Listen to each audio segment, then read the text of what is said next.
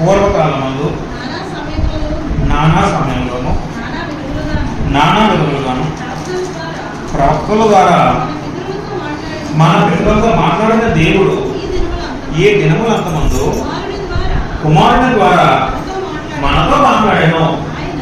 అక్కడ సార్ మొదలు చదువుకుంటే పౌలు గారు ఏం స్పష్టం చేస్తారంటే, పూర్వకాలమందు నానా సమయంలోనూ నానా విధులలోనూ ప్రవక్తల ద్వారా మన పితరులతో మాట్లాడిన దేవుడు. పాత నిబంధనలో తండ్రి అయిన యెహోవా దేవుడు మనుషులతో మాట్లాడారు. ఏ విధంగా మాట్లాడారంటే ప్రవక్తలతో మాట్లాడారు. ప్రవక్తల ద్వారా తన మాటని వినిపింపజేసేలా చేశాడు యెహోవా దేవుడు. అయితే నానా సమయంలోనూ నానా విధులుగాను ఒక్కొక్క సమయంలో ఒక్కొక్క రకంగా దేవుడు తన ప్రవక్త ద్వారా దేవుడి మాటలు ప్రవక్త ద్వారా జల్లు వినిపించేవాడు తండ్రి అయిన దేవుడు యెహోవా దేవుడు. ఉదాహరణకి యెషయా ప్రవక్త ఉన్నాడు.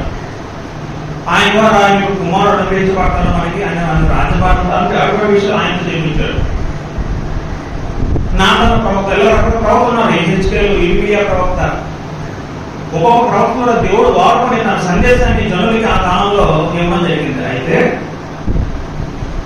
పూర్వకాలంలో అంటే పూర్వకాలం ముందు కాలంలో యేసు రాక ముందు కాలం, ఆ కాలంలో ప్రవక్తగా మాట్లాడిన మన దేవుడు ఈ దినములంత ముందు కుమారుని ద్వారా మనతో మాట్లాడాను.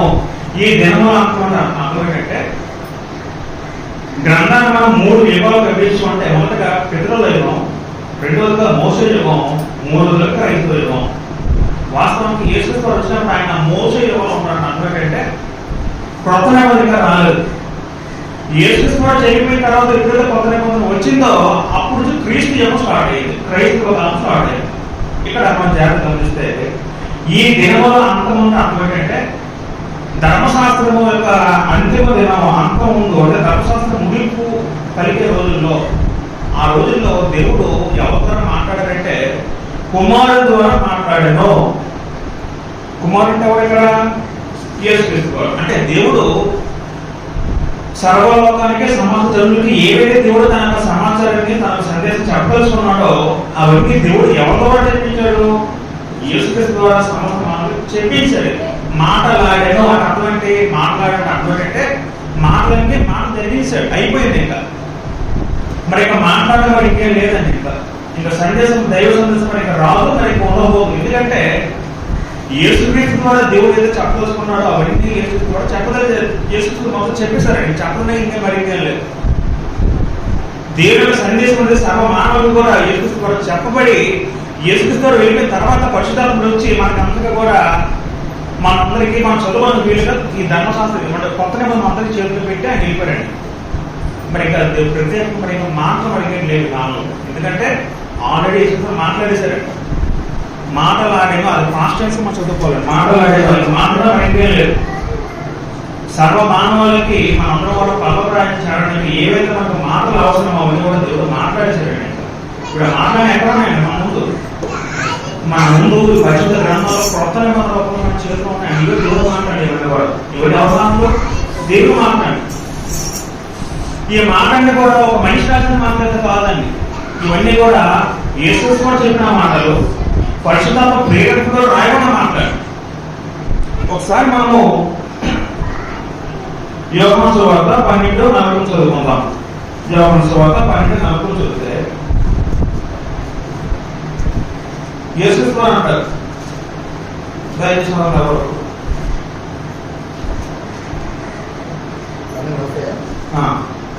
ఇది చేత 12:4 ఏలయనగా నా అంతట నేనే మాట్లాడలేదు, నేను ఏమనవలెనో ఏమి మాట్లాడవలెనో దాని గురించి నన్ను పంపిన తండ్రియే నాకు ఆజ్ఞ ఇచ్చున్నాడు. చాలు. యేసుతో ముందుకు వచ్చిన తర్వాత ఆయన చెప్పిన మాటలు ఎవరు మాట్లాడు? ఆయన సొంత మాట, దేవుడు మాట్లాడు.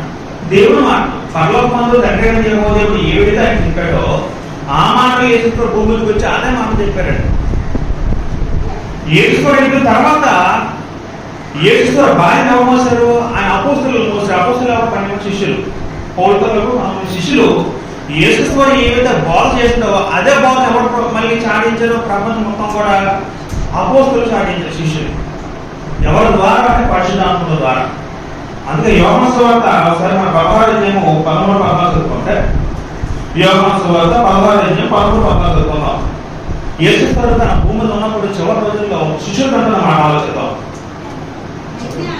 అయితే ఆయన అనగా సత్య స్వరూపైన ఆత్మ పరిశుద్ధాత్ముడు వచ్చినప్పుడు మిమ్మల్ని సర్వశక్తుల్లోకి నడిపించి ఆయన తనంతట తానే ఏమీ బోధింపుగా వేటిని వినడం వాటిని బోధించి సంభవింపో సంగతులు మీకు తెలియజేయను. 14 ఆయన నా వాటిలో నుండి తీసుకొని మీకు తెలియజేయను కనుక నన్ను మహిమపరచును. 15 తండ్రికి కలిగినోని నాది, అందుచేత ఆయన నా వాటిలో తీసుకొని మీకు తెలియజేయనని నేను చెప్పింది. యేసుక్రీస్తు ఏమన్నారు? తన చివరి కాలంలో పరిశుద్ధాత్మను చెప్తూ శిష్యులతోని, నేను వెళ్ళిపోయిన తర్వాత మీ దగ్గర పరిశుద్ధాత్ముడు వస్తాడు, ఆయన వేరొక ఆత్మకర్త చెప్పడం జరిగింది. ఆయన ఏవైతే వింటాడు, ఎవరి దగ్గర వింటాడు? పరలోకంలో తండ్రి దగ్గర కుమారుడు ఏవైతే మాటలు వింటాడు, ఆ మాటలను కూడా మళ్ళీ జ్ఞాపకం చేస్తాడు. మీరు వచ్చి మీరు అపోస్తుల ద్వారా చెప్పేస్తాడు. అంటే మన విషయం ఏమవుతామని పిల్లరా, యేసుక్రీస్తు భూమి ఉన్నప్పుడు కలిగిన మాటలు, పరలోకంలో తండ్రి ద్వారా చెప్పిన మాటలు, యేసుక్రీస్తు వెళ్ళిన తర్వాత అపోస్తులు చెప్పిన మాటలన్నీ కూడా ఒకటే మాటలండి. అదంతా ఒకటే బోధ. ఆ మాటలో తేడా ఉండదు. అపోస్తులు చెప్పిన వాళ్ళ సొంత మాటలు, అపోస్తులు చెప్పిన పరిశుద్ధాత్ముడు చెప్పిన పడిన మాటలు, అంటే ఇవన్నీ కూడా యేసుక్రీస్తు చెప్పిన తండ్రి చెప్పిన ఇవన్నీ కూడా ఒకటే బోధ, ఒకటే మాటను ఆలోచించాలి. యోధ పత్రిక మనం 3వ చదువుకుంటే, యోధ పత్రిక 3వ చదువుకుందాం. యోధ పత్రిక 1వ అధ్యాయం ఉంటుంది. మనం 3వ మాట చదువుకుంటే 3వ వచనంలో, ప్రియులారా మనకు అందరికీ కలిగిన రక్షణ గురించి మీకు రాయాలని విశేష ఆసక్తి కలగడానికి ప్రయత్నిస్తుండగా పరిశుద్ధులకు ఒక్కసారి అప్పగింపబడిన బోధ నిమిత్తం మీరు పోరాడవలెనని మిమ్మల్ని వేడుకొనుచు మీకు వ్రాయవలసి వచ్చెను. ఇక్కడ మన జాగ్రత్త గమనిస్తే యోధ పత్రికలో భక్తులు ఏమంటారంటే, పరిశుద్ధులకు ఒక్కసారి అప్పగింపబడిన బోధ అంటే దేని గురించి మాట చెప్తారంటే, మనకు ఆల్రెడీ ఒక బోధ అప్పగించబడింది. ఏంటో బోధ అంటే ఇదే బోధ అంటే పరిశుద్ధాత్ముడు ప్రేరేపణ ద్వారా అపోస్తులు రాయబడిన బోధ ఏదో ఉందో ఇదే దేవుని బోధ, ఇదే దేవుని మాటలు, ఇదే నిజమైన దేవుని బోధ. ఇది తెప్పించి ఇంకెవరైనా వచ్చి ఇది కాకుండా వేరే గ్రంథం ఉంది దాన్ని కూడా దేవుడు నాడని కూడా మనం అనుకోవాలి. ప్రపంచం మొత్తం మీద దేవుడు రాయించిన బోధ ఇదే, యేసు చెప్పిన బోధ ఇదే, అపోస్తులు రాయించిన బోధ ఇదే. అంటే ఇవన్నీ కూడా మనం దేవుని గ్రహించాలంటే ఇవన్నీ కూడా దేవుని మాటలు అనే విషయంలో గ్రహించాలి. వీళ్ళ మనం కొన్ని పత్రికల్లో పౌలు గారు రాస్తారు. ఇప్పుడు ఇది హెబ్రీ పత్రిక పౌలు గారు రాశారు. ఆ రాసి ఎలా రాసిన పౌలు గారు? ఆయన సొంతంగా రాశారండి, లేకపోతే ఆయన తన ఆలోచనతో రాశారా, లేకపోతే పరిశుధాత్మ ప్రేరణలో రాశారంటే పరిశుధాత్మ శక్తిలోనే ఉండే రాశారు పౌలు గారు. పౌలు కాదు, యాకోబు కానీ యోహాను కానీ ప్రతి పత్రికలు కూడా పరిశుధాత్ముడు ప్రేరేపించడం ద్వారా వాళ్ళు రాసిన విషయం అర్థం చేసుకోవాలి. ఒక మాట ముందు వెళ్ళిపోతాం. మొదటి కొరింథీ పత్రిక 14:30 చదువుకుంటే, మొదటి కొరింథీ పత్రిక 14:30 వచనంలో పౌలు గారు ఒక మాట ఆలోచిద్దాం. 14:37 ఎవడైనా తాను ప్రవక్తనైనా ఆత్మ సంబంధాన్ని తలంచుకున్నట్లుగా నేను మీకు రాయిచున్నది ప్రభు యొక్క ఆజ్ఞలని అతడు దృఢముగా తెలుసుకోవాలేమో. పౌలు గారు ఏమంటాడు, నేను మీకు ఏవైతే రాస్తున్నాను ఇవన్నీ నా మాటలు కాదు, అవన్నీ మీరు ఎవరు ఆజ్ఞలట? ప్రభు ఒక ఆజ్ఞ చెప్తున్నాడు. ప్రభు ఒక ఆజ్ఞలు, ఆయన ఒక బోధన చెప్తున్నాడు. అంటే రాయబడిన ప్రతిలన్నీ కూడా మనం ఏమని గమనించాలంటే, కొత్త ప్రతి మాట కూడా తండ్రిస్తే వినబడింది, కుమారుచే రాయించబడింది, కుమారుచే పలకబడింది మాట నుంచి అర్థం చేసుకోవాలండి. మనం చదువుకుంటాం. మొదటి కొద్ది 11 అధ్యాయం మనం అంటే కొత్త రోజు మనం చదువుకున్నప్పుడు ఒక మాట ఏమవుతుంది? 11:23 రోజుల్లో నేను మీకు అప్పగించిన దాన్ని దాని ప్రభువుల పొందిన అంటాడు. పౌలు ఏమంటారండి ఇక్కడ, నేను మీకు అప్పగించిన దాన్ని ప్రభువుల పొందిన అంటాడు. అంటే అప్పగించిన బోధన గురించి చెప్తున్న మాట. కాబట్టి క్రైస్తవులుగా మనం విశ్వసించవలసింది ఏంటంటే, కొత్త నిబంధన బోధ ఏదైతే ఉందో మన చేతిలో బైబిల్ ఏదైతే ఉందో అదే దేవుడు బోధగా సూచించాలి. ఇది తప్పించి మరి ఇంకేం మాట్లాడడం కూడా భూమి మీద లేదు. ఒకరు ఎవరైనా వచ్చి ఇది కాదు ఇంకా మరికొన్ని బోధలు ఉన్నాయి, మరికొన్ని పుస్తకాలు మాదిరి ఉన్నాయంటే మనం దాన్ని నమ్మకూడదు. అవి అపోస్తల బోధ కాదు. ఇవే అపోస్తల బోధ, మనల్ని యేసుక్రీస్తు బోధ, మనల్ని పరలోకం నడిపించే దేవుని బోధ అని విషయం మాట్లాడతాము. తర్వాత హెబ్రీ పత్రిక వెళ్ళిపోతాం. హెబ్రీ పత్రిక మళ్ళీ 2వ వచనం వెళ్ళిపోతే, ఈ దినముల కుమారుడు ద్వారా దేవుడు మాతో మాట్లాడాను. ఆయన ఆ కుమారుని సమస్తములకు వారసులుగా నియమించను. ఆయన ద్వారా ప్రపంచం నిర్మించను. తండ్రి దేవుడు తన కుమారుని ద్వారా ప్రపంచం నిర్మించాడు. ప్రపంచం అర్థమైంది. ఇప్పుడు మనం చూస్తున్న ఈ భూమి, మన కంటి కనబడుతున్న ఈ చెట్లు, ప్రకృతి సమస్తం కూడా ఎవరి ద్వారా నిర్మించబడ్డాయి? కుమారుడు ద్వారా నిర్మించబడ్డాయి. ఆది కాలంలో మొదటి లోకంలో మనం చదువుకుంటాం, దేవుడు ఆది యందు భూమి ఆకాశమును సృజించెను. దేవుని ఆత్మ అగాధమున అల్లాడుతూనే వచ్చినామంటాదని. అక్కడ ఎవరు కనబడతారు? ఆది కాలంలో తండ్రి కనబడతాడు, యెహోవాడు కనబడతాడు, తర్వాత దేవుని ఆత్మదే పరిశుద్ధాత్ముడు ఆది కనబడతాడు. కానీ మర్మంగా రహస్యంగా దాచబడిన యేసుక్రీస్తు యొక్క మాట ఎక్కడ చదువుకోగలం? యోహాను సువార్త మొదటి చదువుకోగలం. వస్తుంది యోహాను సువార్త మొదటి చదువుకుందాం.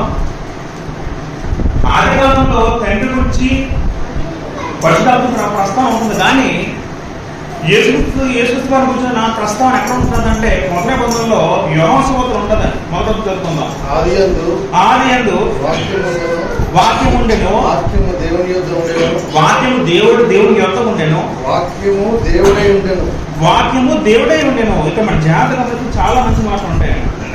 పాత నిబంధన చదువుతున్న వ్యక్తులకి తండ్రి కనపడితే పరిశుద్ధాత్మ కనపడతారు. కానీ క్రొత్త నిబంధనలో యోహాను సువార్త చదివితే ఎక్కడ ఆది యందు వాక్యము, వాక్యం ఎవరు? యేసుక్రీస్తు వారు. వాక్యము దేవుడితో, వాక్యం అంటే ఎవరు? యేసుక్రీస్తు వారు. దేవుడితో ఇక్కడ దేవుడు కనపడితే తండ్రి అర్థం చేసుకోవాలి. వాక్యము దేవుడి ఏదో ఉండేనో, వాక్యము దేవుడే ఉండేది అంటున్నారండి. ఆ వాక్యం ఎవరైతే యేసుక్రీస్తు వారు ఉన్నారో ఆయన కూడా దేవుడు ఎవరైతే దాంతో స్పష్టంగా సెలవు వస్తున్నారు. 14 వెళ్ళిపోతే అదే 14 వెళ్ళిపోతే, ఆ వాక్యము శరీరధారి కృపాసత్యం కూడా మన మధ్య నివసించిన అంటారు. యేసుక్రీస్తు వారికి వాక్యం పేరు పట్టబడింది. ఆయన ఇప్పుడు పుట్టినవాడు కాదండి. ఆయన యేసుక్రీస్తు వారు ఆయన ప్రపంచం పుట్టిన ముందు ఉన్నవాడు. తండ్రి ఏ విధంగా నిత్యుడో యేసుక్రీస్తు వారు నిత్యుడే ఉన్నవాడు. ఆయన పుట్టుకొంద యేసుక్రీస్తు వారికి, ఆయన పుట్టుకొంద యేసుక్రీస్తు వారికి పుట్టుక ఎవరు? పుట్టుక మనిషికి ఉంటుందా దేవుడు ఉంటుందా? పుట్టుక మనిషిగా ఉంటుంది తప్ప దేవుడికి పుట్టుక ఉండదు, ఉండకూడదు. మనిషి దేవుడిని పుట్టుకుంటే ఆయన మనిషికి పోతాడు, దేవుడు కాదు. ఇప్పుడు పాత నిబంధనలో మనం చదువుకుంటే పసకా పండుగ అంటే యూదులకు కూడా పండుగలు ఉంటాయి. పసకా పండుగ, క్రిస్మస్ పండుగ, పనసల పండుగ, ఒక 5 రకాల పండుగలు ఉన్నాయి. ఏ పండుగ ఎప్పుడు చేయాలో, ఏ రోజు చేయాలో, నీసాన నెల 14 రోజు సాయంకాలం ఎప్పుడు స్టార్ట్ చేయాలో ప్రతిదీ కూడా దేవుడితో సహా దేవుడు వివరించాడు. కానీ ఎక్కడైనా సరే యేసుక్రీస్తు వారు 14 రోజులు చూస్తే ఎక్కడ ప్రోగ్రామ్ ఎక్కడ ఉందా? దేవుడు యేసుక్రీస్తు వారు పుట్టిన పేరు ఎక్కడ రాయించిన ప్రోగ్రాంలలో?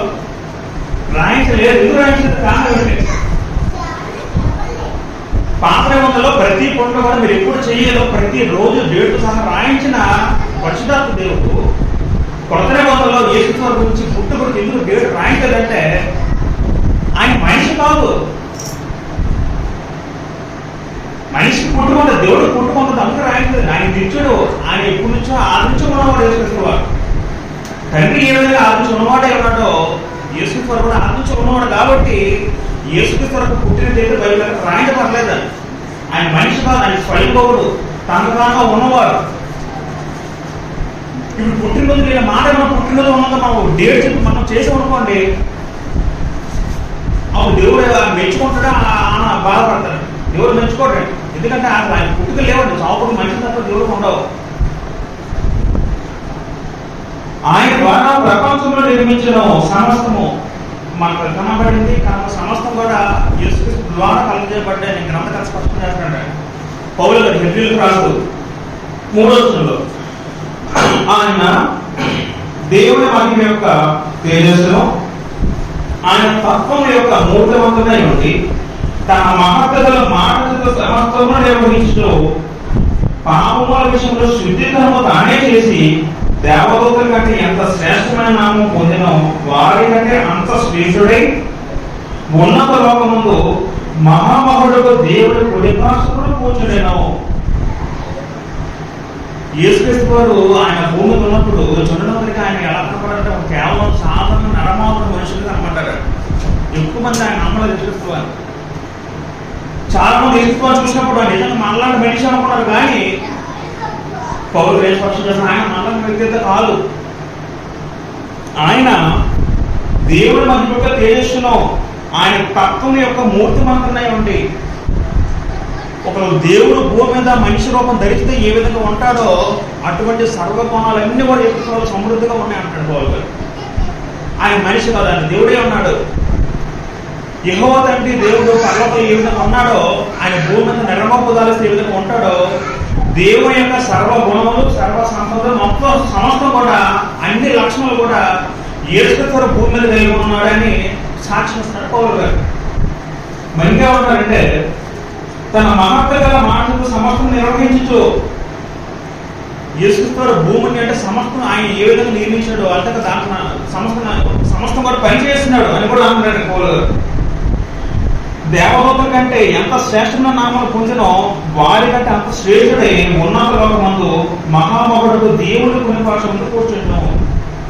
ఇక్కడ చెప్తున్న మాట ఏం చెప్తారంటే దేవదూతల కన్నా శ్రేష్ఠుడు అంటాడు పౌలు గారు. అంటే అప్పుడు వాళ్ళందరూ ఏమవుతారంటే హెబ్రీయులు వాస్తవానికి ఈ పత్రిక రాష్ట్ర వాళ్ళందరూ ఏమవుతున్నారంటే యేసుక్రీస్తు ఒకప్పుడు దేవదూతలు వచ్చేమో, దేవదూతల్లో ఒక ప్రముఖుని దేవత ఏడు వచ్చేమో అనుకున్నారండి చాలా మంది. మరికొంతమంది ఏమో దేవుడు ఒకనొక సమయంలో తండ్రి యెహోవా దేవుడు యేసుక్రీస్తు వారిని సృష్టించాడు అనుకున్నారండి. దేవదూతలు సృష్టించబడిన వారు, వాళ్ళు స్వయంభవులు కాదు. చాలా మంది డౌట్ ఏముందంటే యేసుక్రీస్తు ఆయన దేవుడు కాదు, ఆయన దేవత ఉండొచ్చేమో అని డౌట్ ఉండేదండి. లేకపోతే దేవదూతలు ప్రధాన దేవత ఉండొచ్చేమో డౌట్ పడ్డారండి. బైబిల్లో దేవతలు ఉన్నారా?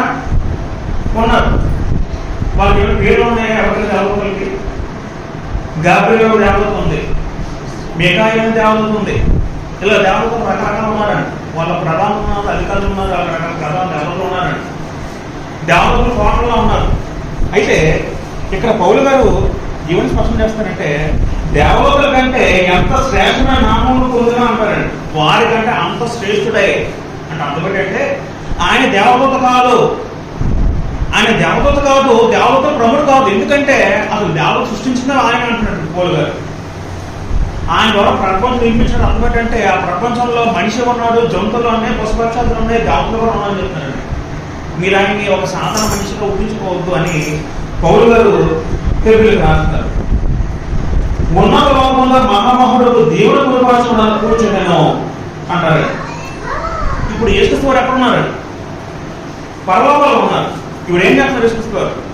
రాజ్య పరిపాలన చేస్తున్నారు. తండ్రి కుడిపార్శ్వమున యేసుక్రీస్తు వారు ఉన్నారు. తండ్రి ఎవరు? యెహోవా దేవుడు. తండ్రి వేరు, కుమారుడు వేరు. తండ్రి ఒకరు, తండ్రి కుమారుడు ఒకరు కాదు, కుమారుడు చిన్న ఒకరు కాదు. ముగ్గురు వేరు వేరు వ్యక్తులు. ముగ్గురులో కూడా దైవ లక్షణాలు సమృద్ధిగా ఉన్నాయి. ఇప్పుడు యేసుక్రీస్తు వారేమో పరలోకం వెళ్ళి దేవుడు గుడివాసన తండ్రి గుడివాసన కూర్చుని రాజపరిపాలన చేస్తున్నాడు. ఇప్పుడు ఐదోషణకి వెళ్తే ఐదోషణలో ఇక్కడ తండ్రి అంటున్న మాట, తండ్రి అని యెహోవా అంటున్న మాట ఆలోచిద్దాం. యాలనగా నీవు నా కుమారుడువు, నేను నిన్ను కని ఉన్నాను నీవు. ఇదిగాక నేను ఆయనకు తండ్రినే ఎందును, ఆయన కుమారుడే ఎందును అని ఆ దూతలతో ఎవరిని చెప్పినా అంటారండి. ఇక్కడ యెహోవా దేవుడు దిగొచ్చి అంటున్న మాట ఏంటంటే యేసుని గురించి యేసుక్రీస్తు ఏమంటున్నాడు? యెహోవా దేవుడు నీవు నా కుమారుడువు, నేను నిన్ను కని ఉన్నానని ఒక పదం ఉంటుందండి. ఈ పదం చాలా మంది అర్థం కాక చాలా మంది ఏమనుకున్నారంటే నీవు నా కుమారుడు అనగానే దేవుడు కూడా కుమారుడు, దేవుడు కూడా కుమారుడు అన్నాడు అని అనుకుని చాలా మంది ఏం భావిస్తారంటే నేను నిన్ను కని ఉన్నాను ఆ పదం పట్టుకొని ఒకనొక సమయంలో తండ్రిని దేవుడు యేసుక్రీస్తు సృష్టించాడు. దేవుడు ఏ విధంగా దేవతను సృష్టించాడో యేసుక్రీస్తు ఒకనొక టైంలో సృష్టించబడ్డాన్ని చాలా మంది అనుకున్నారండి. వాస్తవానికి మనం ఇంతకుముందు మీకు చెప్పాను, మీకు గుర్తుందో లేదో, కుమారుడు పదంగా చాలా అర్థం ఉన్న బైబిల్లో. యేసుక్రీస్తు దావీదు కుమారుడుగా పిలువబడ్డాడు, అబ్రహాము కుమారుడుగా పిలువబడ్డాడు. కుమారుడు పదంకి అన్ని ఒకే రకం అర్థాలు కావాలి. ఉదాహరణకి మీరు మీ తండ్రిగా అపవాద సంబంధాలు అంటారు యేసుక్రీస్తు.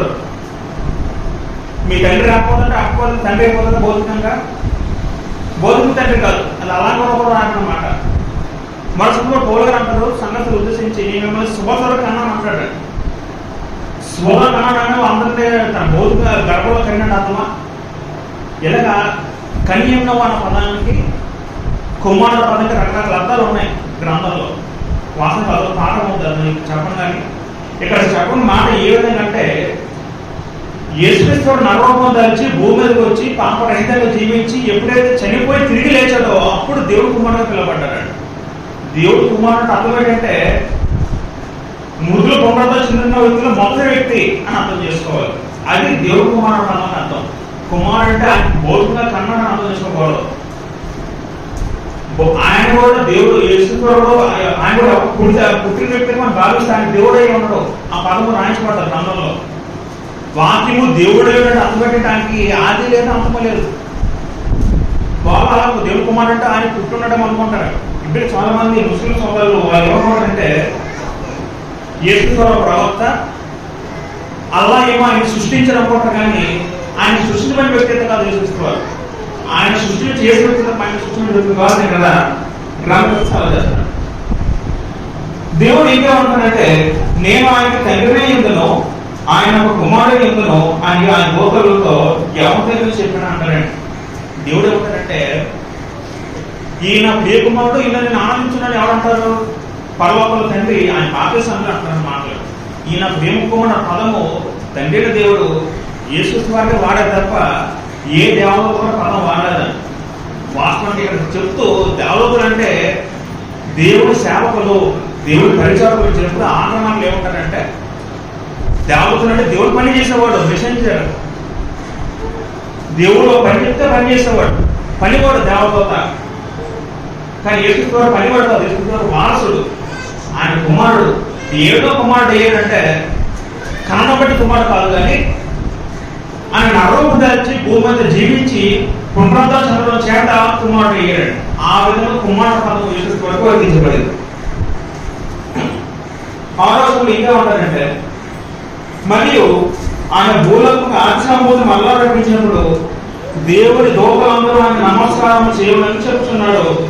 దేవుడు ఇంకా తండ్రి దేవుడు ఎవరు ఇంకా ఉంటారంటే ఆయన భూలోకంకు మన ఆది సంబూధిని మరలా రప్పించినప్పుడు దేవుడి దూతలందరూ ఆయనకి నమస్కారం చేయమని చెప్తున్నాడు. తండ్రి దేవుడు మరి ఇంకేమంటారంటే యేసుక్రీస్తుని చూసి మీరందరూ కూడా నమస్కారం చేయండి అని అక్కడ దేవతలు కూడా ఆజ్ఞాపిస్తున్నాడు దేవుడు.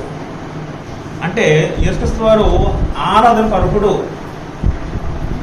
ఆయన ఎందు మనం చూసి మనం ఆయనకి సాయిగా పాడాలి.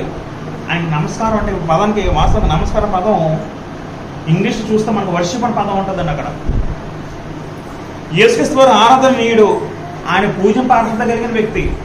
కానీ దేవదూత పూజింపగలిగే వ్యక్తి కాదు. దేవదూత కూడా శక్తులు ఉన్నాయి, దేవదూత కూడా పవర్స్ ఉన్నాయి. కానీ మన గ్రంథాలు చూస్తున్న దేవదూత కూడా కొన్ని శక్తులు ఉన్నాయి కాబట్టి, కానీ దేవదూత సృష్టించబడింది, దేవుడి కుమారుడు సృష్టించబడిన వ్యక్తి కాదు. అంతేకాకుండా దేవుడి కుమారుడు యేసుక్రీస్తు వారిని మనం అందరూ కూడా అంటే అక్కడ ఆయన ఆరాధించాలి, ఆయన్ని సాగిల పడాలని అక్కడ దేవుడు తండ్రి దేవుడు యేసుక్రీస్తుని హెచ్చిస్తున్నాడు. 7వ వచనంలో తన దూతలను వాయువులుగాను తన సేవకులను అగ్నిజ్వాలంగా చేసుకునేవాడు అని తన దూతకు చెప్తున్నాడు. కానీ తన కుమారుని గూర్చి అయితే దేవదూతను ఉద్దేశించి దేవుడు ఏమంటాడు, తండ్రి దేవుడు ఏం చెప్తాడంటే నువ్వు ఆ పని చేయి, నువ్వు ఈ పని చేయి అని దేవుడు వాళ్ళకి పని చెప్తాడు. అంటే పని వాళ్ళు దేవదూతని పనివాడని అర్థం చేసుకోవాలి. కుమారుని గూర్చి అయితే దేవుడు ఏమంటున్నాడు, తండ్రి నేను ఆలోచించగలిగితే కుమారుడు అంటే ఎవరు? యేసుక్రీస్తు. అంటే యేసుక్రీస్తుని చూసి తండ్రిని యెహూదుడు ఏమంటాడంటే ఆలోచిస్తే మనం ఇక్కడ దేవా నీ సింహాసనం నిరంతరం నిలుచును, నీ రాజదండము న్యాయార్థమైనది, నీవు నీతిని ప్రేమించేటివి దుర్నీతిని దేశించేటివి, అందుచేత దేవుడు నీ తోటివారి కంటే నేను హెచ్చించినట్లుగా ఆనందంతో అభిషేకించిన అంటాడు. తండ్రి అయిన దేవుడు యేసుక్రీస్తుని ఓడించి మరొక మాట ఏమంటాడంటే దేవాన్ని పదం సంబోధించాడు. దేవ అంటే దేవుడు అనే పదము యెహోవా యేసుక్రీస్తు గురించి అంటూ నీ సింహాసనం నిరంతరం నిలుచున్నది. సింహాసనం అర్థం ఏంటి? రాజ్య పరిపాలన. ఇప్పుడు యేసుక్రీస్తు వారు ఏం చేస్తున్నారు? రాజ్య పరిపాలన జరిగేస్తున్నారు. ఎక్కడ రాజ్య పరిపాలన అంటే ఆయన చనిపోయి మృతి పొందిన తర్వాత రాజ్య పరిపాలన స్టార్ట్ అయిందండి. రాజ్య పరిపాలన అర్థం సంఘం స్టార్ట్ అయిందండి. అపోస్తల కార్యములు 2:36-33 చదువుకుంటాం ఒకసారి. అపోస్తల కార్యములు 2:33 చదువుకుందాం.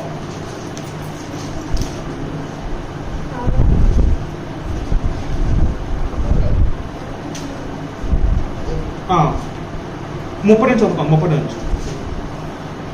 ఈ యేసును దేవుడు లేపినట్టు అర్థం ఏంటంటే, అంటే యేసుక్రీస్తు అనే దేవుడు అంటే తండ్రి అనే దేవుడు, యెహోవా దేవుడు అర్థం చేసుకోవాలి. యెహోవా దేవుడు లేపను, దీనికి మేమందరూ సాక్షులము కాగా ఆయన దేవుడు తండ్రి దేవుడు ఆయన అంటే కుమారుడు యేసుక్రీస్తు వారు.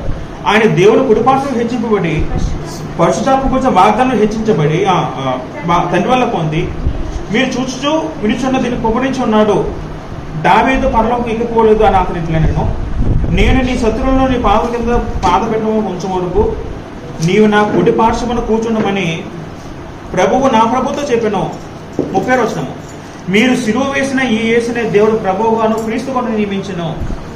ఎవరైతే యేసుక్రీస్తు సిలువ వేసి చంపారో ఆ యేసుక్రీస్తుని తండ్రి దేవుడు ఏం చేశాడంటే వారందరికీ ప్రభువుగాను క్రీస్తుగా నియమించారండి.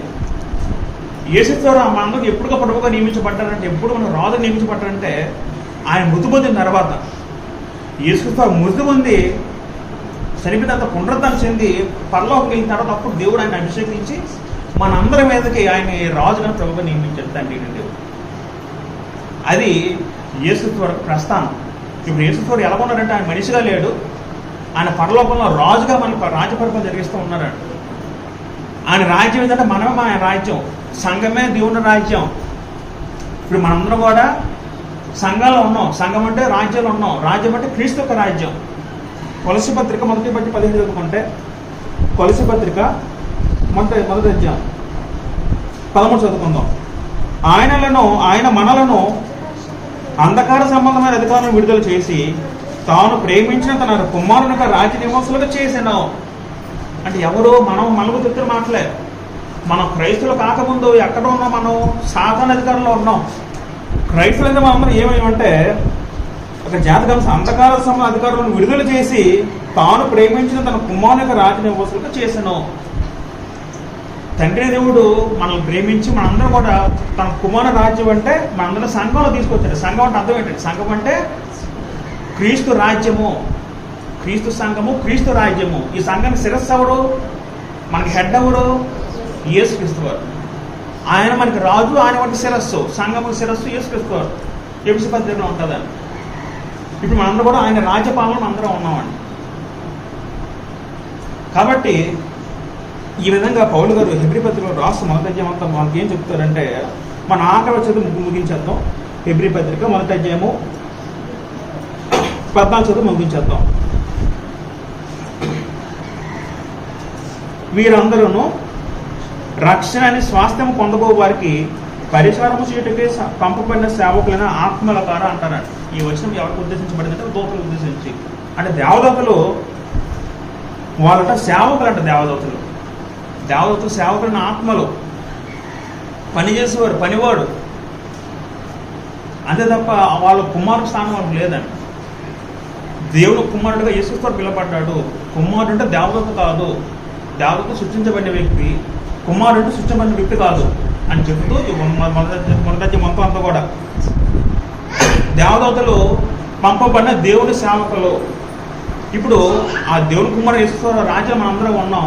మనందరం కూడా కుమారుతో మనందరం గుర్తించబడుతుంది. కాబట్టి మనందరం కూడా క్రీస్తు రాజ్యంలో మన చనిపోయినందరూ మనం నిరంతరం బ్రతికితే, ఆయన చెప్పినట్టు జీవిస్తే, పరిశుద్ధంగా మన స్థితిలో కొనసాగిస్తే, అప్పుడు మన చనిపోయిన తర్వాత నిత్య రాజ్యమైన పరలోక రాజ్యానికి యేసుక్రీస్తు మనందరం తీసుకెళ్ళిపోతాడు. కాబట్టి యేసుక్రీస్తు మనకి రాజు ఉన్నాడు, మన సంఘానికి శిరస్సు ఉన్నాడు.